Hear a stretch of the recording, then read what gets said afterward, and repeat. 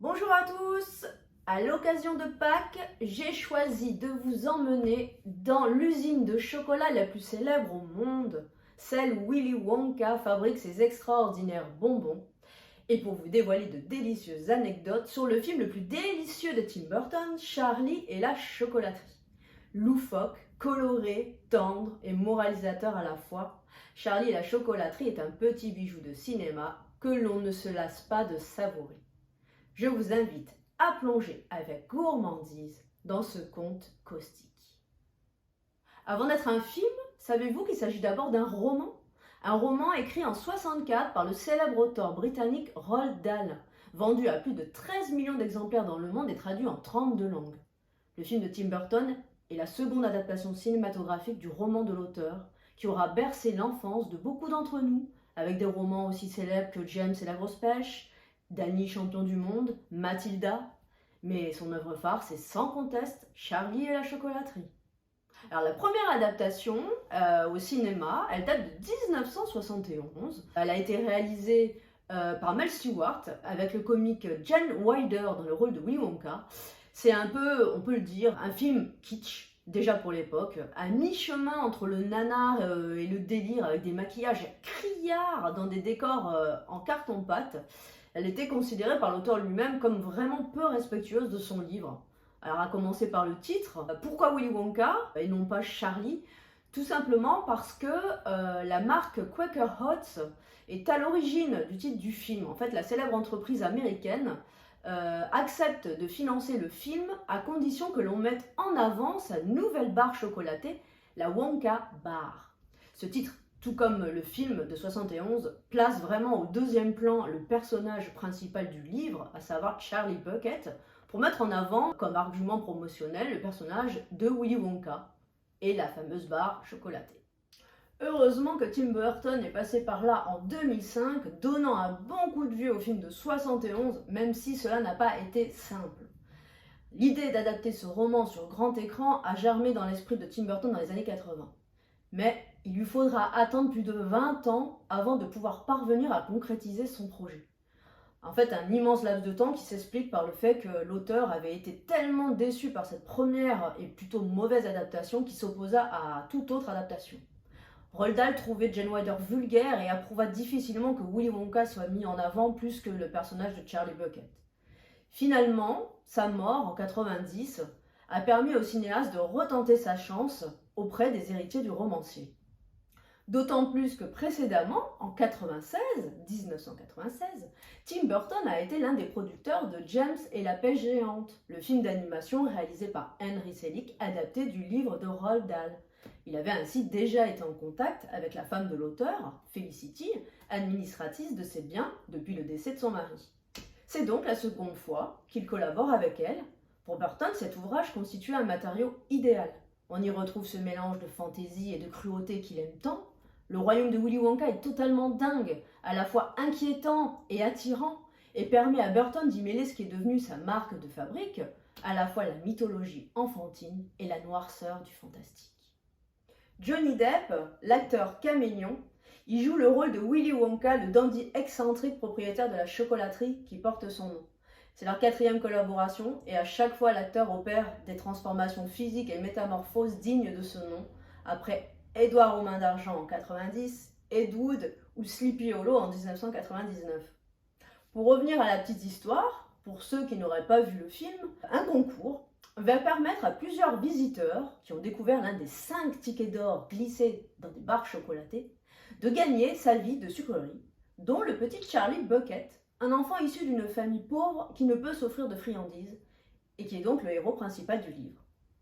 Grand fan de l'œuvre de Roald Dahl, Tim Burton a tenu à être fidèle à l'œuvre et à conserver en particulier l'aspect sombre du roman, ce que l'on ne retrouve pas vraiment dans la première adaptation. Mais s'il reste fidèle, il comporte quelques différences par rapport à l'œuvre que nous allons voir ensemble, mais aussi de nombreuses références et clins d'œil à d'autres films. Le film de Tim Burton a atteint les 475 millions de dollars de recettes mondiales. C'est grâce à son ingrédient principal, une délicieuse intrigue signée Roald Dahl, mais aussi grâce à l'univers de Burton, qui a pris quelques libertés scénaristiques inspirées de sa vie et de sa propre enfance. C'est notamment le cas pour la backstory de Willy Wonka, comprenez l'enfance traumatisante du personnage, totalement absente du livre et qui est inventée de toutes pièces par Tim Burton, qui rend hommage à son père disparu au début du tournage, avec qui il avait des rapports tendus, et à sa récente paternité, puisqu'il était papa depuis d'un petit garçon âgé de 2 ans. Son père avait collecté pendant de nombreuses années des articles mentionnant les films de son fils. Attaché à ce souvenir, Burton a reproduit la séquence où Willy Wonka se rend chez son père et qu'il découvre que, malgré leurs désaccords, ses exploits sont fièrement affichés chez lui. Alors le film est à la fois une critique cruelle de la société moderne et un hymne à l'enfance. À travers la découverte progressive des différents gagnants, chaque enfant représente ainsi un trait de la société de consommation. La morale est la suivante pour Roald Dahl. Tous les enfants ne sont pas des anges et certains défauts doivent être corrigés, sinon ces enfants deviendront d'atroces adultes. Ainsi, excepté Charlie Bucket, les 4 enfants incarnent chacun un défaut. Augustus Gloop se goinfre de toutes les confiseries. Veruca Salt est une petite princesse trop gâtée. Mike TV passe trop de temps devant la télévision, et son nom de famille est d'ailleurs un jeu de mots avec ce défaut. Et Violette Beauregard passe son temps à mâcher du chewing-gum, une habitude aussi désagréable que dégoûtante. Face à ces petits monstres en puissance, le gentil Charlie, honnête et discret, fait figure d'innocence et de petit ange.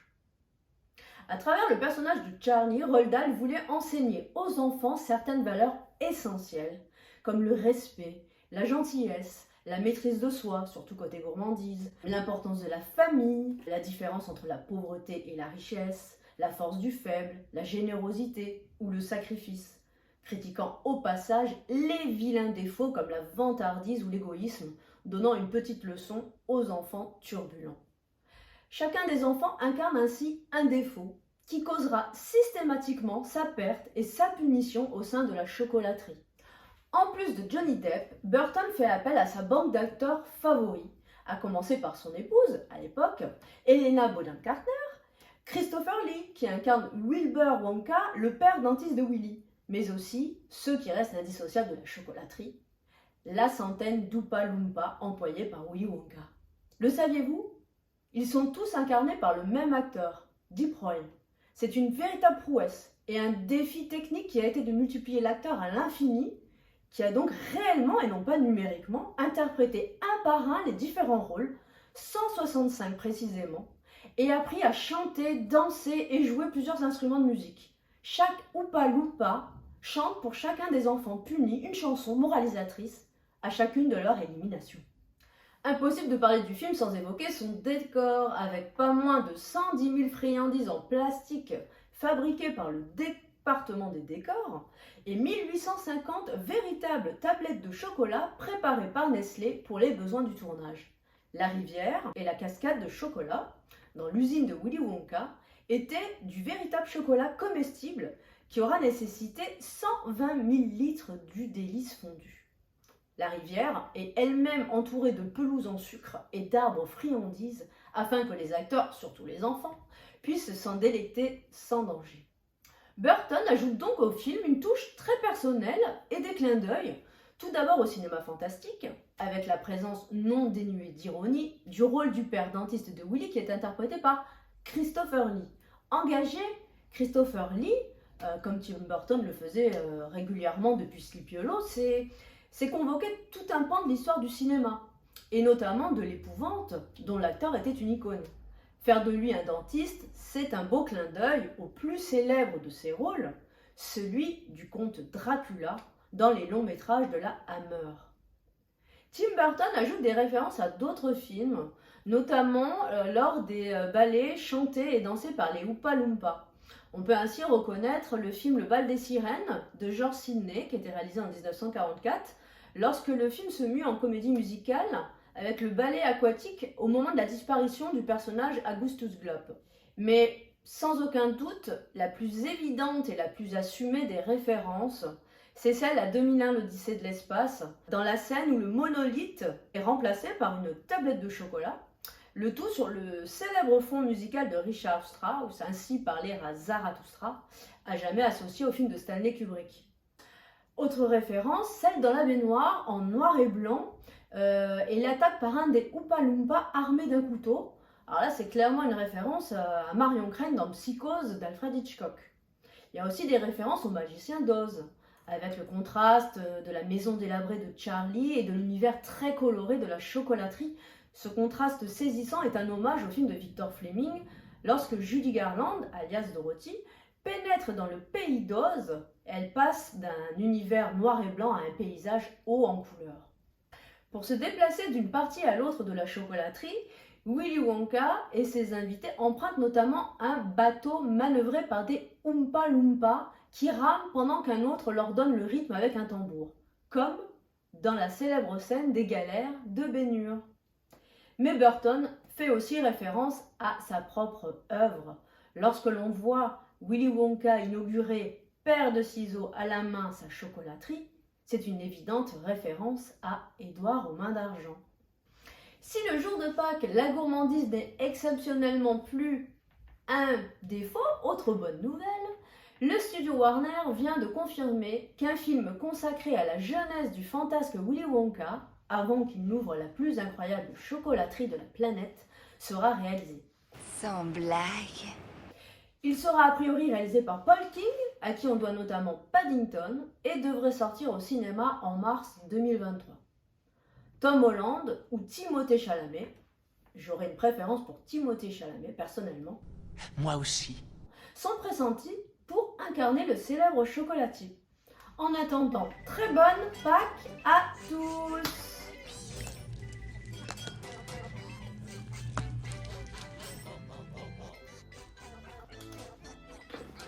et tu sais quoi? J'ai de quoi nous transmettre. Faudrait que je fasse plus attention où je le garde ce truc.